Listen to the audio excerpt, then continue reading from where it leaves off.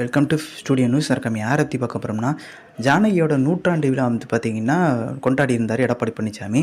So MGR மாளிகைன்னு சொல்லிட்டு பார்த்திங்கன்னா இப்போ ரீசெண்டாக தான் பேர் வச்சுருந்தாங்க. அதுக்கு முன்னாடி பார்த்திங்கன்னா ஜானகி மாளிகைன்னு சொல்லிட்டு தான் வைக்கிறதா இருந்துச்சு. ஏன்னா அவங்க சொத்து தான் பார்த்திங்கன்னா இந்த அதிமுக கட்சி கொடுத்துருந்தாங்க.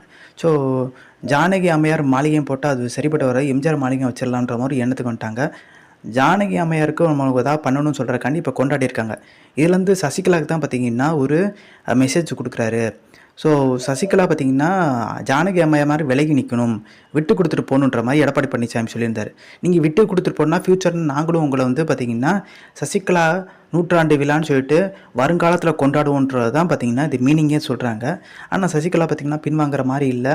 மேலும் பெரிய லெவலில் பார்த்திங்கன்னா சசிகலா இணைக்கணுன்ற மாதிரி பார்த்திங்கன்னா ஜானகி நூற்றாண்டு விழாவிலே சில பேர் கோரிக்கை வச்சதா சொல்கிறாங்க. இதில் எடப்பாடி பழனிசாமி டென்ஷன் ஆனதான் பார்த்திங்கன்னா பார்க்க முடிஞ்சு. ஸோ அந்த இன்ஃபர்மேஷன் முடிச்சா லைக் ஷேர். தேங்க்ஸ் ஃபார் வாட்சிங் திஸ்.